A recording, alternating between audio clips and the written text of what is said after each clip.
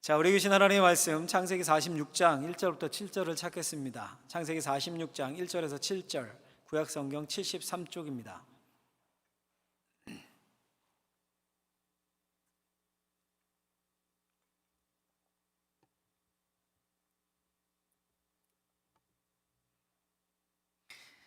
우리 한 절씩 교독해서 읽도록 하겠습니다. 이스라엘의 모든 소유를 이끌고 떠나 브엘세바에 이르러 그의 아버지 이삭의 하나님께 희생 제사를 드리니 그 밤에 하나님이 이상 중에 이스라엘에게 나타나 이르시되 야곱아 야곱아 하시는지라. 야곱이 이르되 내가 여기 있나이다 하매 하나님이 이르시되 나는 하나님이라 내 아버지의 하나님이니 애굽으로 내려가기를 두려워하지 말라. 내가 거기서 너로 큰 민족을 이루게 하리라.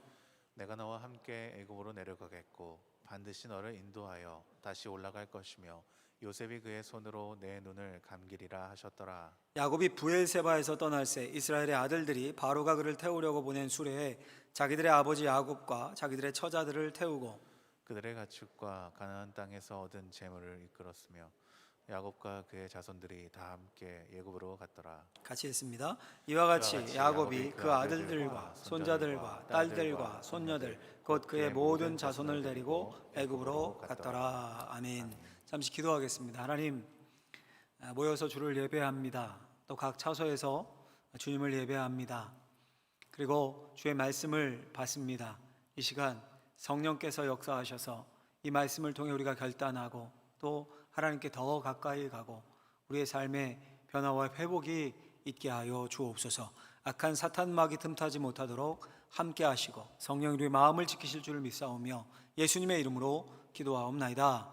아멘.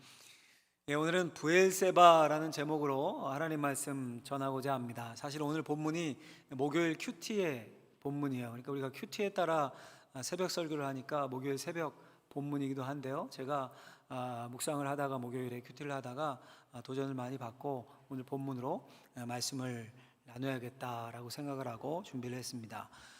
설교 제목을 브엘세바라고 잡았는데요. 브엘세바는 본문에 나오는 지명입니다. 뜻이 맹세의 우물이란 뜻입니다. 1절에 보면 이렇게 말씀을 합니다. 창세기 46장 1절 같이 한번 읽어볼까요? 이스라엘이 모든 소유를 이끌고 떠나 브엘세바에 이르러. 이 이스라엘이 누굽니까? 야곱이에요. 야곱이 지금 요셉이 죽지 않고 저기 애굽에 살아있다라는 소식을 듣고 가장 사랑하는 아들이었는데 죽었다고 생각했거든요. 그 소식을 듣고 모든 재산을 다 정리해서 애굽으로 향하는 길입니다. 가는 도중에 브엘세바란 곳에 이르렀습니다. 구약 성경에 보면요, 브엘세바에서 단까지 이런 표현, 혹은 단에서 브엘세바까지 이런 표현이 아주 빈번하게 자주 등장을 합니다. 구약 성경에. 이걸 여러분 우리식으로 바꿔 표현한다면 이런 겁니다. 한라에서 백두까지 이런 표현입니다. 감이 오시죠? 감이. 우리나라 한라 최남단 한라산인 거죠. 백두는 어딥니까? 최북단. 그렇죠? 저기 북한의 백두산. 우리나라 한반도 전체를 이르는 표현이죠. 한라에서 백두까지. 브엘세바에서 단까지가 그런 표현입니다. 브엘세바는 이스라엘의 최남단입니다. 한라. 그리고 단은 최북단에 있는 지역이에요. 이스라엘의 백두. 이렇게. 여러분 다시 1절을 보면 이렇게 되어 있죠. 1절에 이스라엘이 모든 소유를 이끌고 떠나 브엘세바에 이르러. 이게 무슨 말입니까? 야곱이 지금 모든 걸 다 정리해서 브엘세바 최남단에 이른 겁니다. 끝에. 여길 넘어가면 광야가 나오고 애굽이에요. 그 광야를 지나면. 여러분 이 브엘세바가 야곱에게 어떤 의미가 있을까요? 왜 제가 깊게 묵상을 하게 되었을까요? 두 가지 의미 정도가 묵상이 됐어요. 첫 번째로요, 브엘세바는 끝을 의미합니다. 말씀드린 것처럼 경계예요. 지금 브엘세바가 이스라엘의 최남단입니다. 물론 여러분 이때는요, 이스라엘이란 나라가 세워지기 전입니다. 그러나 지금 야곱이 머물렀던 땅은 어떤 땅이냐면 가나안 땅인데 자신의 할아버지 아브라함에게 하나님이 약속하셔서 이끌어 주셨던 그런 땅. 자신의 아버지 이삭이 이 가나안 땅을 떠나지 않고 터를 일구고 살았습니다. 형 에서와의 갈등에서 이 땅을 떠났을 때 내가 다시 돌아오겠다 결심했던 그 땅입니다. 그리고 다시 돌아와서 큰 가문을 이루고 살았습니다. 어느덧 세월이 많이 흘렀어요. 많이 흘러서 야곱의 나이가 130세 노년이 된 시점이에요. 지금 이 시점이. 그게 무슨 생각했겠습니까? 이제 이 땅에서 뼈를 묻겠구나. 그렇게 생각했습니다. 근데 그게 아니었습니다. 큰 흉년이 들었고 그 흉년 때문에 죽었다고 생각했던 아들 요셉이 살아있다는 소식을 듣게 됐고 다시 짐을 꾸려서 다 정리해서 그 땅의 끝지점에 다다라 있는 겁니다. 그 땅의 경계에 선 겁니다. 아마 야곱이 만감이 교차했을 겁니다. 그래서 이런 표현을 해놓은 것 같아요. 성경이 브엘세바에 이르러 야곱이. 두 번째로요, 브엘세바는 변화를 의미합니다. 변화를 의미해요. 첫 번째는 끝이고 두 번째는 변화를 의미합니다. 이제 여러분 브엘세바를 넘어서 광야길을 가서 애굽으로 가면 이전 삶과는 같을 수 있겠습니까? 같을 수가 없습니다. 당연하지 않습니까? 우리가 이민 간다고 해보세요, 여러분. 이 땅에서 모든 거 다 정리해서 이민을 가요. 한국에서의 삶과 똑같겠습니까? 다 달라지죠. 일단 말이 안 통합니다. 그게 얼마나 힘든지 모릅니다. 또 법이 다르고 문화가 다릅니다.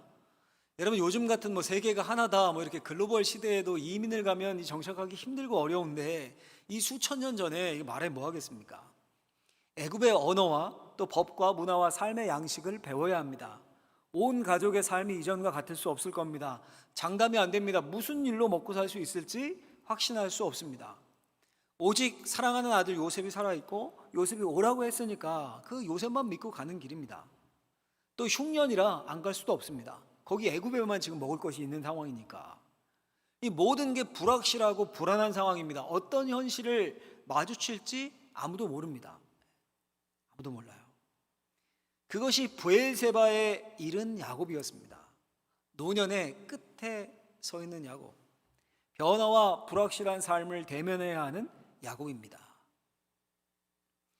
여러분, 이 본문을 제가 묵상하다가 이 브엘세바에 이른 야곱이 오늘날 또 오늘날 우리의 모습 같지 않은가 이런 생각이 들었습니다. 그래서 이 설교를 준비하게 됐어요. 요즘 베스트셀러 중에 코로나 이후의 세계라는 제목의 책이 있습니다. 제이슨 생커라는 세계 최고의 미래학자라고 불리는 분이 쓴 책인데 책에서 줄기차게 강조하는 게 두 가지입니다. 하나는 미래가 불확실하다는 겁니다. 코로나19 이후에. 또 하나는 엄청난 변화가 있을 거라는 겁니다. 일자리, 교육, 에너지, 금융, 정책, 부동산, 미디어, 정치, 여행과 레저 등등등 그 책에서 다루고 있는 목차들이요, 내용들 안 다루는 분야가 없습니다. 핵심은 코로나19 이후 그게 다 변하는 거예요. 다. 그리고 불확실합니다. 여러분 생각해 보십시오. 변하는 건 확실해요. 그 지점에 와 있는데 어떻게 변할지 예측이 안 되고 불확실합니다. 그러면 뭐가 생기겠습니까? 당연히 불안함과 두려움이 생길 수밖에는 없습니다. 여러분 세상만 그렇습니까? 우리 교회도 마찬가지입니다. 우리의 신앙생활도. 한국의 미래학자로 유명한 최현식 박사님이라는 분이 있는데요, 동시에 목회자이기도 한데 이분이 코로나 이후 3년 한국교회의 대담한 도전이라는 책을 최근에 써냈습니다. 그 책의 주제 역시 변화입니다. 변화. 책을 열면 서문에 이런 말이 나와요. 서문을 좀 따서 읽어드리면 그대로 지금도 코로나19 사태는 계속되고 있고 그에 따른 한국 교계의 상황은 숨가쁘게 움직이고 있다. 전례 없는 상황에 우왕좌왕하고 의사결정의 실수로 문매를 맞는 등 쉽지 않은 시간이 이어지고 있다. 과연 한국교회는 코로나19 이후 어떤 변화를 맞이할 것인가? 한국교회는 새로운 질서에 적응할 수 있을까? 새로운 질서 안에서 본질을 세우고 교회다움을 실천하며 변하는 시대에 변하지 않는 복음을 전할 수 있을까? 앞으로 3년이 중요하다. 어떤 변화는 최소 1년에서 3년, 최대 수십 년 이상 성도들의 삶과 교회를 완전히 바꾸어 놓을 것이다. 여러분 끝이 굉장히 비장하지 않습니까? 어떤 변화는요 최소 1년에서 3년, 최대 수십 년 이상 우리 성도들, 우리잖아요. 우리의 삶과 교회를 완전히 바꾸어 놓을 거래요. 자, 그러니까 여러분 우리가 지금 어디에 서 있는 겁니까? 브엘세바에 이른 거예요. 브엘세바에 와 있는 겁니다. 끝에 와 있습니다. 다들 직감하지 않으십니까? 아, 코로나 이전과 이후가 같을 수 없겠구나. 특별히 신앙에 있어서도 이거 같지 않겠구나. 다들 변화를 직감하지 않으십니까? 무의식 중에 우리가 불안해하고 두려워하고 있는 거예요. 다 저만 그런 게 아니라 목회자이니까 리더니까 저만 그런 게 아니라 여러분들 내면에 다 그게 있는 거예요. 지금 모두 그런 게 있는 겁니다. 그러니까 불안하고 우울하고 여러분들의 삶을 한번 보십시오. 그러니까 우리도 브엘세바에 서 있는 겁니다. 브엘세바에. 여러분 우리가 뭘 해야 할까요? 어떻게 해야 될까요?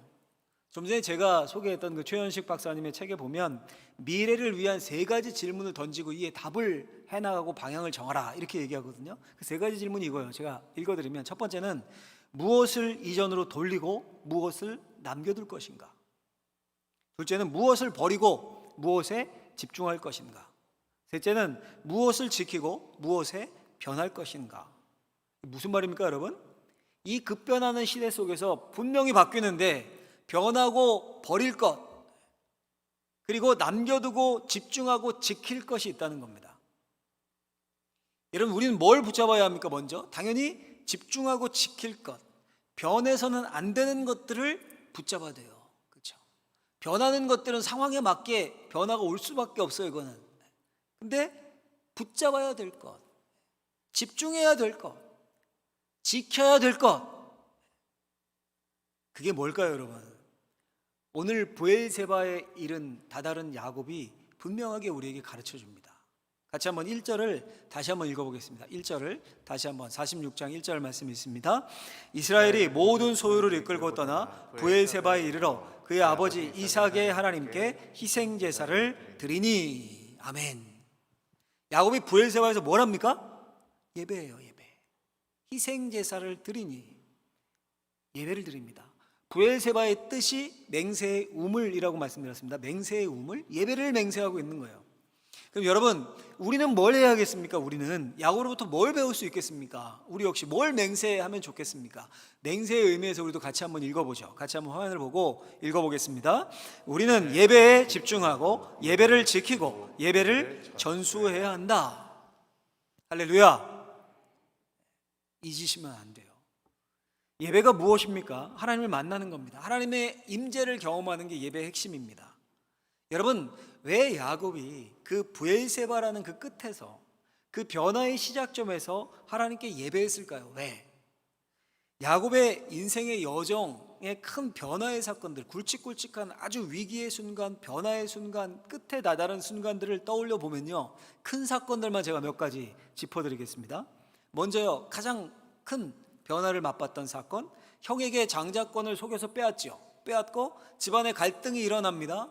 아버지와 아들이 대립하고 형편, 동생편으로 나뉘어져서, 그래서 형을 피해서 삼촌 라반의 집으로 멀리 도망을 갑니다. 홀로, 어린 나이에 홀로. 앞으로 무슨 일이 펼쳐질지 모릅니다. 혼자 광야길을 걷고 있는 거예요. 먼 광야길을. 그러다가 하나님을 만나죠. 그 광야에서. 광야 아무것도 없으니까 돌을 가져다가 그 돌에 기름을 붓고 예배합니다. 그리고 그곳을 이름 붙이죠. 뭐라고요? 베델, 하나님의 집이다 라고 이름 붙입니다. 또 이런 사건이 있습니다. 이 삼촌 집에 간 거예요. 그래서 정착했어요. 그 새로운 상황에 정착해서 재산도 좀 모으고 아내들도 얻고 그랬어요. 근데 거기서 떠날 때가 됐어요. 떠날 때는 어땠습니까? 또 큰 변화의 시작점에 선 거죠. 큰 결심을 하고 다시 약속의 땅으로 돌아가려고 합니다. 큰 부도 이루었습니다. 자식들, 재산 다 끌고 도주합니다.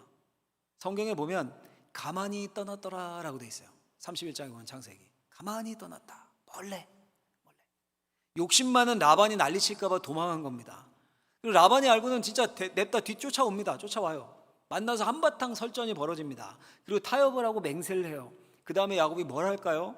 우리 창세기 31장 54절 말씀 한번 읽어볼까요? 같이 한번 읽어보겠습니다. 야곱이 또 산에서 제사를 드리고 형제들을 불러 떡을 먹이니 그들이 떡을 먹고 산에서 밤을 지새고. 야곱이 뭐합니까? 제사를 드리고 예배합니다. 예배드려요. 다시 새로운 길 끝자락에서 변화의 지점에서 예배를 드립니다. 그리고는 더 큰 사건을 만나죠. 에서가 이를 부득부득 갈고 있었던 겁니다. 돌아오는 야곱 죽이겠다고 사람들을 이끌고 막 오는 거예요. 야곱 잡겠다고. 그때 야곱이 뭐합니까? 두려워서 홀로 야복 강가에서 밤새 하나님과 씨름을 하죠. 기도한 겁니다. 그리고는 에서를 만나고 에서와 극적인 화해가 이루어집니다. 그 다음에 야곱이 뭐랍니까? 우리 창세기 33장 20절 말씀 같이 한번 읽어보겠습니다. 거기에 제단을 쌓고 그 이름을 엘엘로헤 이스라엘이라 불렀더라. 그 일 후에 곧 있어 제단을 쌓고 예배를 드립니다. 때로는 문제가 다 해결된 것 같아요. 더 큰 위기가 닥쳐와요. 고향으로 가다가 세겜이라는 곳에 머물러서 있게 됩니다. 살다 보니까 괜찮아요, 여기가. 그래서 땅을 사고 정착을 하게 된 겁니다. 근데 거기서 딸이 그곳 부족장의 아들에 의해서 강간을 당합니다. 강간을. 야곱의 아들들이 그 소식을 듣고요, 분을 참지 못합니다. 그래서 화가 나가지고 공작을 하고 그 딸 달라고 찾아오니까, 사랑한다고 찾아오니까, 우리는 할례 받지 않은 사람이랑은 결혼 안 합니다, 우리 부족은. 그래서 그들에게 할례를 받게요. 소위 포경수술이죠. 꼼짝 못하고 있는 그때에 급습을 해서 남자들을 다, 그 일가족을 다 죽여버립니다. 그러면 큰 사고가 난 거죠. 그 지역의 토박이 부족들이, 오래부터 살았던 사람들이 벌떼처럼 힘을 합쳐 몰려오면 야곱 가문은 멸문지화를 당할 위기에 처한 겁니다. 야곱이 진짜 벌벌 떨게 돼요, 두려워서. 인생의 끝자락에 또 서게 된 겁니다. 일촉즉발의 상황이에요. 그때 하나님이 나타나십니다. 하나님이 나타나셔서 해결책을 제시하시는데 뭘까요? 우리 창세기 35장 1절 말씀 같이 한번 읽어볼까요? 35장 1절 읽습니다.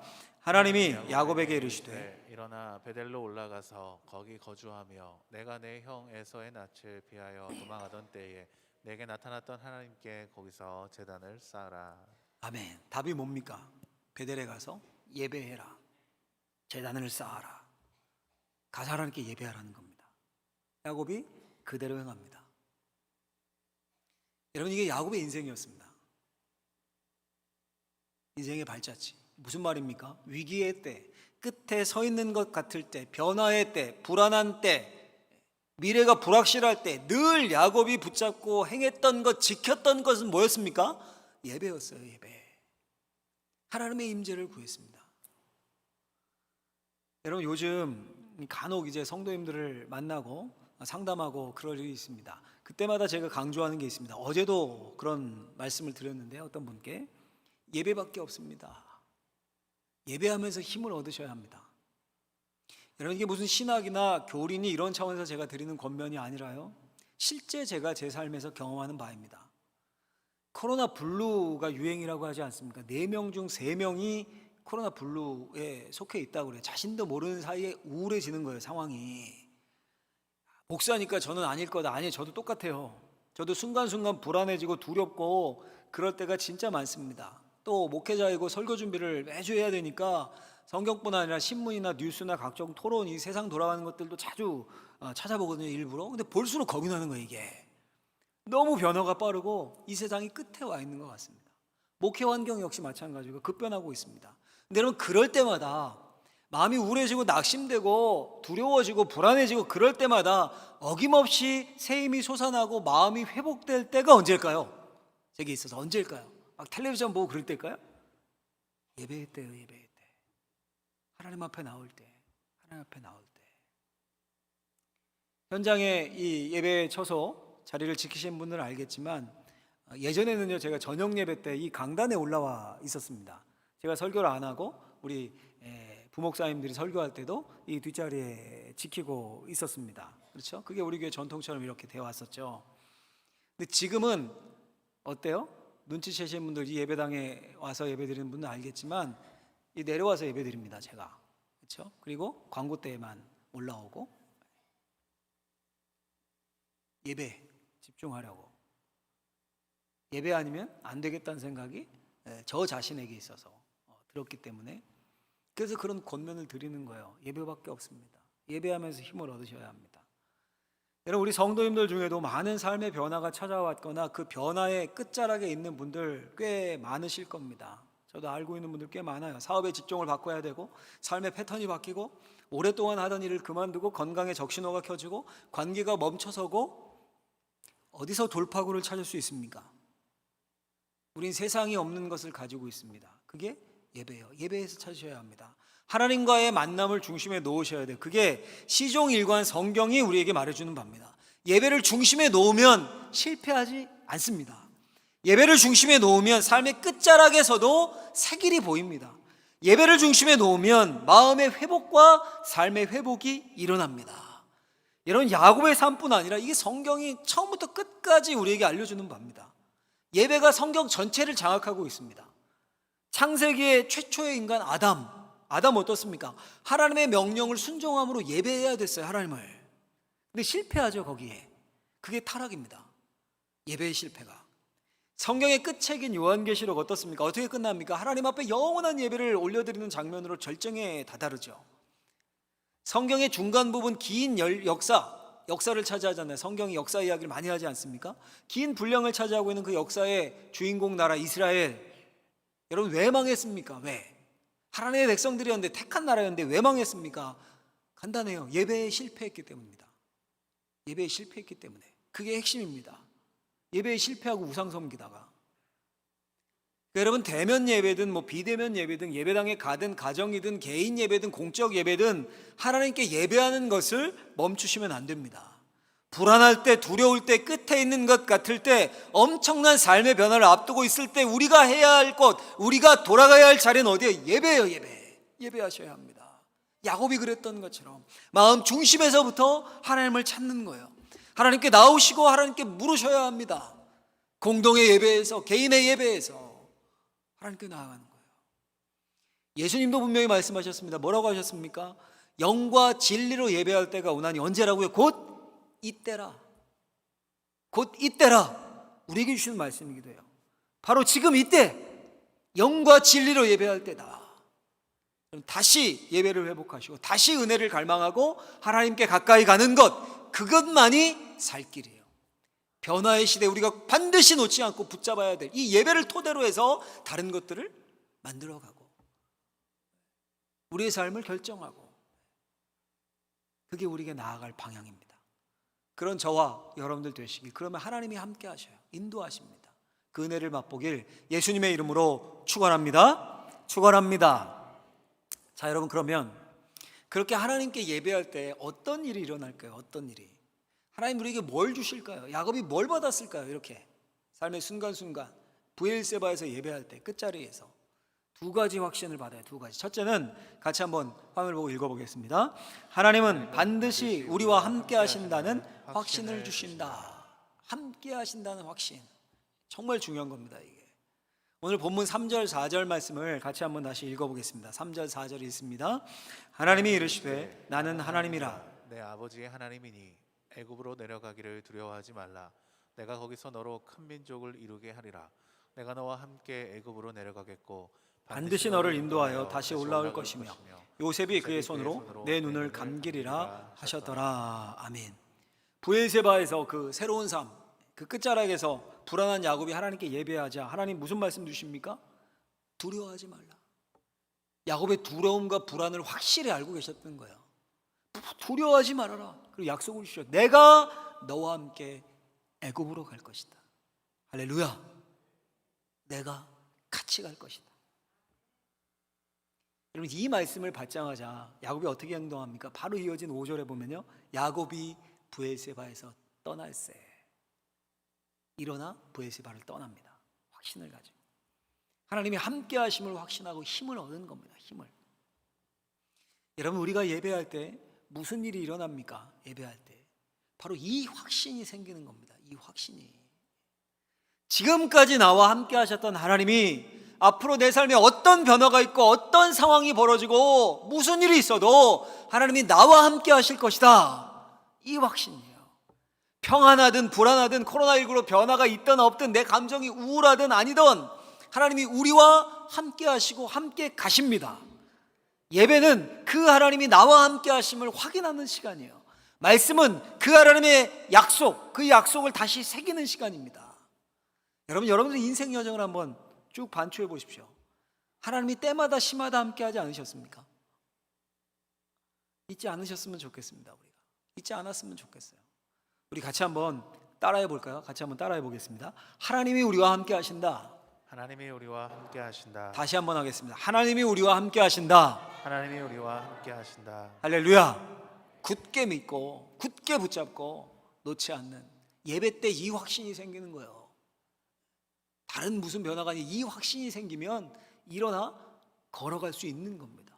우울증을 떨쳐버릴 수 있는 거예요. 그런 은혜가 예배 때마다 우리에게 있기를 예수님의 이름으로 축원합니다. 둘째로요, 또 한 가지 확신이 있어요. 예배 때 주어지는, 같이 한번 읽겠습니다. 하나님은 우리에게 복에 복을 더하시기를 원하신다는 확신을 주신다. 무슨 말입니까? 하나님이 우리에게 복 주시기를 원하신다라는 확신. 오늘 3절 말씀을 보면요, 같이 한번 읽어볼까요? 3절 말씀 같이 읽겠습니다. 하나님이 이르시되 나는 하나님이라 내 아버지의 하나님이니 애굽으로 내려가기를 두려워하지 말라. 내가 거기서 너로 큰 민족을 이루게 하리라. 아멘. 내가 거기서 큰 민족을 이루겠다. 이 무슨 말입니까? 야곱 가문을 위한 하나님의 계획이 있었습니다. 그 애굽, 그 불안하고 어떻게 될지 모르고 미래가 불확실한 그곳에서도 큰 민족을 이루시겠다는 겁니다. 그러니까 위기가 아니라 기회라는 거죠. 이 예배 후에 야곱이 확신을 갖고 브엘세바를 떠납니다. 여러분, 그러면 이 이야기가 어떻게 이어지면 좋겠습니까? 우리 상상하건대 이 이야기가 어떻게 이어지는 게 맞습니까? 그 여정의 이야기, 여행길의 이야기, 혹은 요셉을 만난 이야기, 애굽 정착기, 이런 게 쭉 이어지면 좋겠죠. 근데 여러분, 재밌게도 이어지는 8절부터 뭐가 기록되어 있냐면요, 뜬금없이 이름들이 쭉 나와요. 야곱의 자녀들의 이름들, 내려간 자녀들, 가족들 명단이 쭉 기록됩니다. 맏아들 루벤의 자녀는 이래하고, 레위의 자녀는 누구누구고, 유다의 자녀는 누구누구 있고, 족보처럼 쭉 나와요. 그리고 그 마지막 끝이 이렇게 끝나요. 그 단락 끝이 같이 한번 읽어볼까요? 46장 26절에서 27절 말씀 읽겠습니다. 야곱과 함께 애굽에 들어간 자는 야곱의 며느리들 외에 66명이니 이는 다 야곱의 몸에서 태어난 자이며 애굽에서 요셉이 낳은 아들은 2명이니 야곱의 집 사람으로 애굽에 이른 자가 모두 70명이었더라. 아멘. 야곱의 가문이 몇 명이라고 합니까? 70명이었다. 이렇게 끝나요. 70명이었다. 이 단락이. 여러분, 제가 상상해 봤습니다.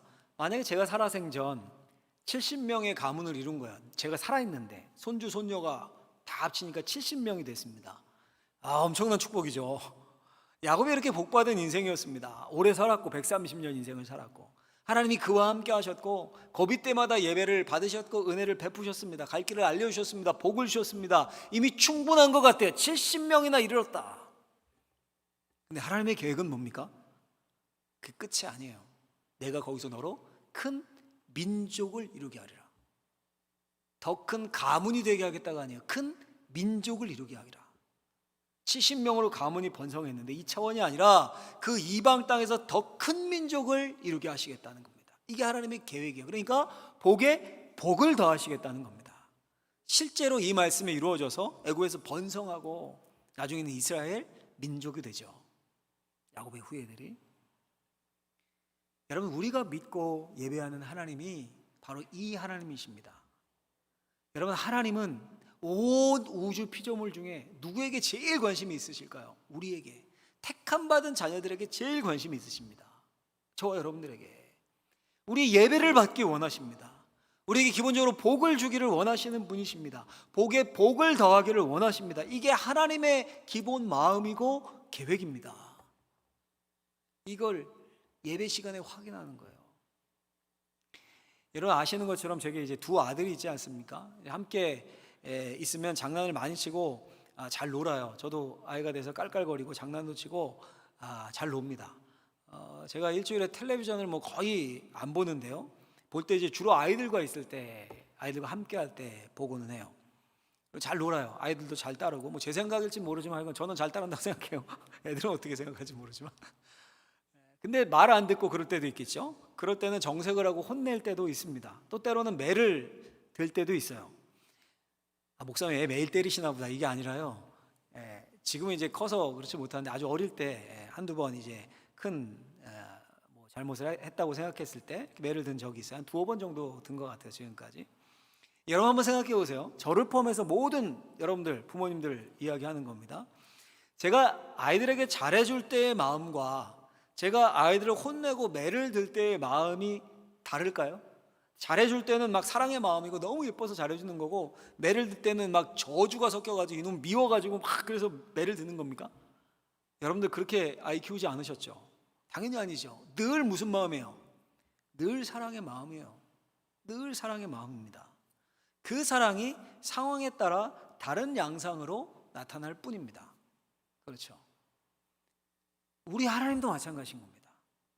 야고보 사도가 하나님에 대해서 이렇게 고백을 합니다. 야고보서 1장 17절에 보면 같이 한번 읽어보면요, 온갖 좋은 은사와 온전한 선물이 다 위로부터 빛들의 아버지께로부터 내려오나니 그는 변함도 없으시고 회전하는 그림자도 없으시니라. 아멘. 무슨 말이에요? 모든 좋은 게 위로부터, 하나님으로부터 주어지는 거라는 겁니다. 근데 그 하나님은 변함이 없으십니다. 그림자처럼 있었다 없었다 이리 갔다 저리 갔다 해 뜨면 없어지고 이런 분이 아니라는 거예요. 늘 한결같습니다.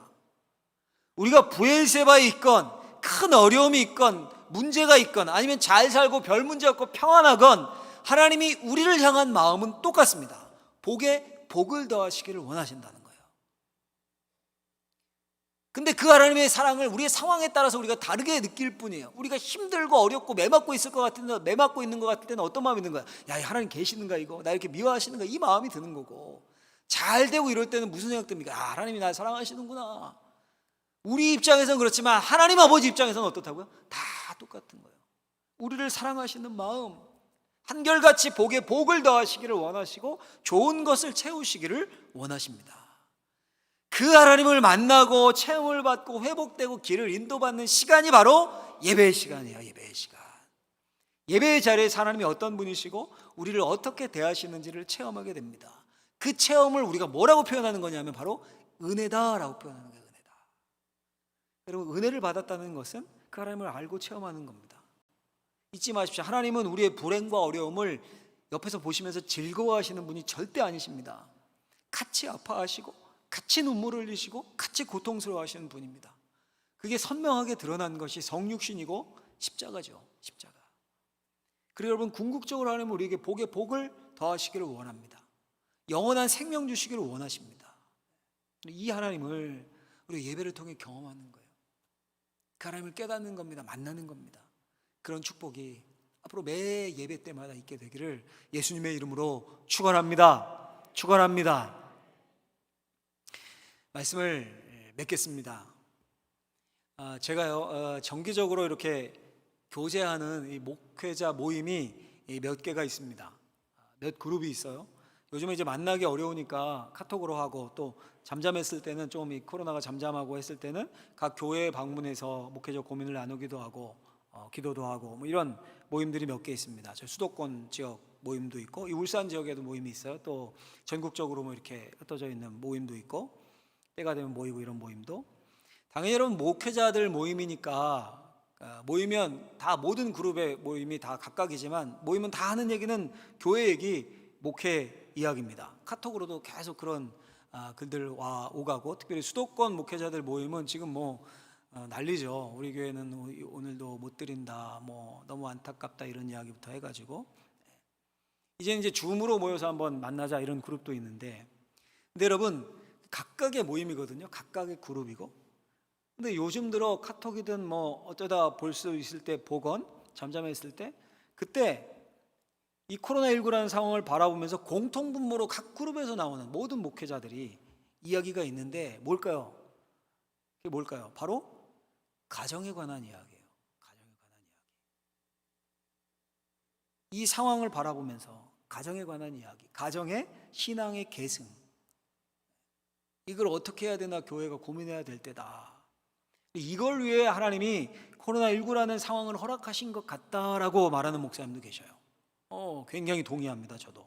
그래서 우리 유튜브에 가정 예배도 올리는 거고. 이런 생각해보면 모든 대면 모임이 조심스러운 이때, 올해 뭐 내년까지 간다고 하는데 유일하게 마스크를 벗고 관계하는, 소통하는 관계는 뭐밖에 없어요? 가족밖에 없습니다. 가족밖에. 여러분, 제가 오늘 본문을 묵상하면서 이 구절이 참 마음에 깊은 울림이 되었는데 어디냐면 다시 한번 1절을 읽어보면 다시 한번 1절을 우리 같이 한번 한 목소리로 읽어보도록 하겠습니다. 이스라엘이 모든 소유를 이끌고 떠나 브엘세바에 이르러 그의 아버지 이삭의 하나님께 희생제사를 드리니. 아멘. 야곱의 하나님인데 야곱의 하나님이라고 되어 있지 않고 뭐라고 되어 있습니까? 그의 아버지 이삭의 하나님께 예배했다, 이렇게 표현해놔요.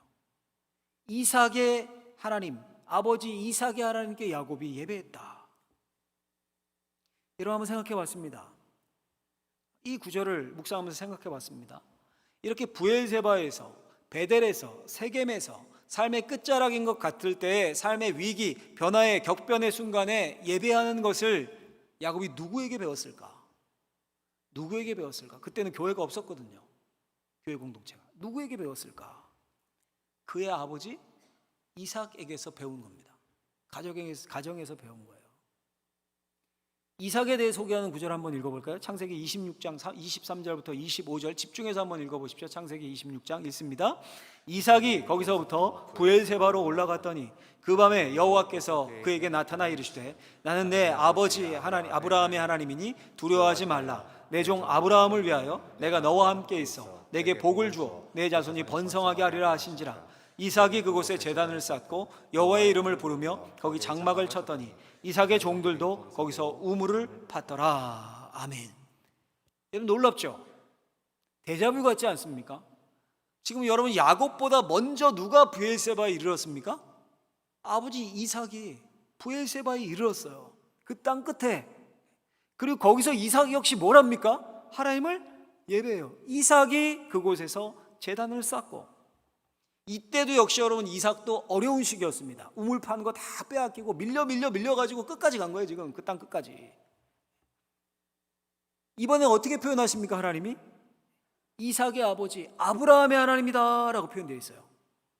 그리고 또 뭐라고 말씀하십니까? 야곱에게 했던 말씀과 유사하게 내가 너와 함께 있어서 내게 복을 주고 내 자손을 번성하게 하리라. 오늘 본문과 똑같죠. 그러니까 여러분 야곱의 예배는 누구로부터 배운 겁니까? 아버지 이삭으로부터 배운 거예요. 이삭은요 아버지 아브라함으로부터 배웠습니다. 하나님의 함께 하심과 번성하게 하겠다라는 축복은 어떻습니까? 어디서부터 이어져 내려오는 겁니까? 아버지 이삭부터, 그 할아버지 아브라함부터. 여러분 우리가 샘내고 시샘해야 되는 게 바로 이런 거예요. 여러분 영적인 욕심을 갖고 정말 갈망하고 내가 진짜 이뤘으면 좋겠다, 나 사는 날 동안에 이런 걸 시샘해야 되는 겁니다. 신앙이 영적으로 흘러가는 거, 우리 자녀들에게 똑같이 하나님이 똑같이 대우하셔서 내게 주셨던 그 복, 은혜, 우리 자녀도 똑같이 누리는 거, 이걸 사모해야 되는 거예요. 당연히 그걸 위해서는 우리가 먼저 예배자가 돼야 합니다. 공적 예배, 삶의 예배, 개인의 예배, 우리가 진정한 예배자가 돼야 돼요. 그리고 자녀들을 이끌고 자녀들과 함께 예배해야 되는 거예요. 뭐 저절로 신앙이 생기겠지. 여러분 천만의 말씀입니다. 저절로 애들이 수학 배우고 영어 배웁니까? 저절로 피아노 치든가요? 어느 순간 확 깨어나가지고 갑자기 피아노 잘 치게 돼요? 신앙은 저절로 되지 않습니다. 경건은 훈련이라고 말씀하고 있습니다. 그리고 그 핵심이 예배예요. 예배를 통해서 몸과 영혼이 규칙적으로 훈련이 되는 겁니다. 젊은 우리 부부들은 자녀들을 위해 기도 많이 하셔야 되고, 우리 할아버지 할머니들도 손주들을 위해서 고민하고 기도하셔야 합니다. 여러분들이 예배자가 되셔야 돼요. 예배를 통해 흔들리지 않고 이 시절을 뚫고 지나가야 합니다. 신앙을 계승해야 돼요. 목사님 저 혼자 믿는데요. 그럼 소망을 보세요. 나는 아브라함이 된다. 우리 가정에 내가 아브라함이다, 내가 시초다, 내가 이삭을 만들고 야곱을 만들어내겠다. 그게 어디서부터 시작한다고? 예배부터. 여러분 가만 생각하면요, 우리가 하나님을 만나는 것보다 하나님이 우리를 더 만나고 싶어 하십니다. 명절 추석인데 자녀들보다 누가 더 기다립니까? 고향에 계신 부모님들이 더 기다리잖아요. 더 보고 싶어 하고. 똑같아요. 우리 아버지 하나님이시잖아요. 우리가 하나님 만나는 것보다 하나님 우리를 더 만나고 싶어 하셔요. 마치 탕자를 기다리고 두 손 벌리고 밖에서 언제나 오나 올까 이놈이 기다리고 있는 것처럼 우리가 하나님 앞에 나와 예배하는 것, 마음을 다하고 정성을 다하여 하나님을 부르는 것, 하나님을 찾는 것, 우리가 찾는 것 같습니까? 하나님이 더 기다리셔요. 더 기다리셔서 우리를 인도하시는 거예요. 그래서 우리의 마음과 하나님의 마음이 맞아질 때 우리에게 놀라운 은혜가 임하고 이 음성이 들려지는 겁니다.